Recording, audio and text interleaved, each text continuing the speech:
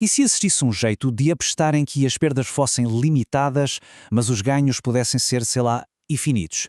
Pois é, hoje a gente vai analisar exatamente isso. O método dos eventos raros. Uma estratégia que, olha, desafia a lógica e exige uma disciplina de ferro. E essa citação do criador do método, o Ricardo Santos, já diz tudo, né? É um aviso e uma promessa na mesma frase. O investimento pode virar pó, mas se não virar, pode mudar uma vida. É essa tensão que a gente vai explorar agora. Então fica a pergunta, né? Como é que é possível criar um sistema com perdas limitadas e ganhos que não têm teto? Parece bom demais para ser verdade, mas a resposta está na filosofia por trás da estratégia. Beleza, vamos mergulhar nisso. O poder desse método não vem de acertar quem vai ganhar o jogo, não. A força dele vem de um conceito do mundo financeiro chamado convexidade. É isso que cria esse desequilíbrio maluco entre o que se pode perder e o que se pode ganhar. Mas o que é essa tal de convexidade, afinal? Pensa assim, ó. Quando se perde, perde-se só o que foi apostado. É um valor conhecido, limitado. Agora, quando se ganha, não tem limite. O céu é o limite. É essa diferença brutal, essa assimetria, que é o coração da coisa toda. E ó, isso aqui não é só teoria não. Dá uma olhada nesses números para ter uma ideia da escala. A estratégia foi construída em cima de uma análise de 14 mil jogos e testada na prática, com mais de 1.200 operações reais em 2 anos. Com quase 4 milhões de reais investidos, o ROI médio foi de 4%. O que isso mostra? Que apesar dos ganhos poderem ser gigantes, a consistência no longo prazo é mais pé no chão, sabe? E exige muito volume. Bom, estratégia não é uma coisa só. Ela se divide em duas fases bem diferentes. E entender a passagem de uma para a outra é a chave do sucesso. Vamos ver como é que isso funciona? Essa comparação aqui deixa tudo bem claro. Na fase 1, o foco não é ganhar dinheiro agora, é o que ele chama de alimentar a máquina usando uma stake variável, ou seja, uma porcentagem do capital que muda para fazer o bolo crescer mais rápido. Já na fase 2, o jogo vira. Aí sim é a colheita. O foco passa a ser lucro constante, com uma stake fixa para proteger o que já foi ganho e diminuir o risco. Essa frase aqui é fundamental. Tem que virar uma chave na cabeça. No começo, o que se ganha não vai para o bolso. É tudo reinvestido para fazer a tal máquina, o capital, crescer. É uma fase de sacrifício mesmo, de disciplina pensando lá na frente. Para entender isso, a melhor analogia é o mercado de ações. Pensa assim. A fase 1 é como comprar a ação de uma startup que está começando e ver o valor dela explodir. A fase 2 é quando essa empresa já virou gigante e começa a pagar dividendos. O trabalho pesado de crescimento já passou.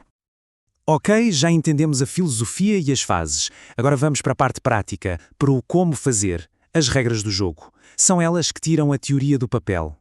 E aqui está o coração da estratégia. A operação é sempre em lei. O que é isso? É apostar contra um resultado. O alvo são placares elásticos, com muito gol, goleada, 2-2. Por quê? Simples. Estatisticamente, eles acontecem menos. E o que não pode de jeito nenhum, apostar contra placares de poucos gols, tipo 1-0, 1-1. O risco é alto demais porque eles são super comuns. E olha a nota ali, até um placar como 2-1 já é considerado a área de risco, coisa para quem tem muita experiência. Isso aqui é o pulo do gato. O tempo é sempre o nosso maior aliado. Pensa bem, se a gente aposta contra um placar com muitos gols, cada minuto que o relógio corre e nada acontece, melhor para a gente. Por isso que as entradas são feitas no começo do jogo, para ter o tempo a nosso favor. Entrar tarde é quebrar uma regra de ouro. Se entrar no mercado tem sua ciência, sair é uma arte, mas uma arte com regras bem rígidas. Aqui estão os gatilhos, os momentos exatos para pular fora. E repara como são específicas. A regra 4, por exemplo, é inegociável. Se o time mais fraco faz o primeiro gol num lei 2-1, a saída tem que ser na hora, sem pensar duas vezes. É essa disciplina que salva o capital. Beleza. Agora, como é que se prepara para uma operação dessas? O trabalho não é só durante o jogo, não. Aliás, a maior parte dele acontece muito antes do juiz apitar o início da partida.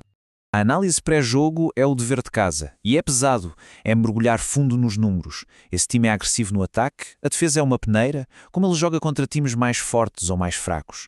Tem algum padrão que se repete? Sem isso, qualquer aposta vira um chute no escuro. E é super importante entender uma coisa.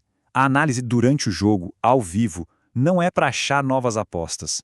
A função dela é outra, é confirmar se aquilo que a gente estudou antes Está mesmo acontecendo em campo. E o mais crucial de tudo é o que ajuda a tomar a decisão mais difícil, a hora exata de sair, de acionar uma daquelas regras. E agora a gente chega na parte que é a mais importante de todas, porque dá para saber toda a teoria, todas as regras de cor, mas se a cabeça não estiver no lugar, tudo desmorona. É aqui que o método é testado de verdade. O próprio criador do método conta os erros dele como lições. E o primeiro, talvez o mais doídos de todos, veio justamente por quebrar uma das suas próprias regras sagradas. E esse foi o prejuízo. $3.600, por causa de um único erro. É um número que fica na cabeça, né? Um lembrete bem duro do preço que se paga pela falta de disciplina. E com as palavras dele mesmo, a história é de arrepiar. As regras mandavam ele sair da operação. Mas a esperança, ou talvez a ganância, falou mais alto. E o resultado? Um gol no último lance do jogo que fez o trabalho de um ciclo inteiro virar pó. Literalmente. E não foi o único erro. Teve uma vez que o mercado foi suspenso e o prejuízo foi inevitável. Quase $2.000. Em outra, ele caiu na tentação de inventar moda, de sair do roteiro num jogo de Copa. O resultado foi um desastre. 4 golos sofridos antes dos 30 minutos, sem chance nenhuma de sair. São lições amargas sobre disciplina e sobre os riscos que fogem do controlo. Mas por que é que isso acontece, mesmo sabendo das regras? A resposta está na nossa cabeça, é neurológica. O nosso cérebro, com a dopamina, busca o prazer rápido e foge da dor da perda. E isso pode levar a um sequestro emocional, sabe? A lógica vai embora e as decisões ruins tomam conta. Esse conselho dele, bem direto, resume tudo. É sobre achar o equilíbrio. É preciso ter coragem para assumir o risco que foi calculado, mas sem ser tolo de ignorar as regras que protegem. É andar nessa linha fina que separa o sucesso do fracasso. E para fechar, fica essa pergunta no ar. Essa análise toda deixa claro que o método dos eventos raros é tanto um teste de estratégia quanto, e talvez principalmente, um teste de autocontrole. A batalha de verdade, no fim das contas, talvez não seja contra o mercado, mas sim contra a nossa própria mente.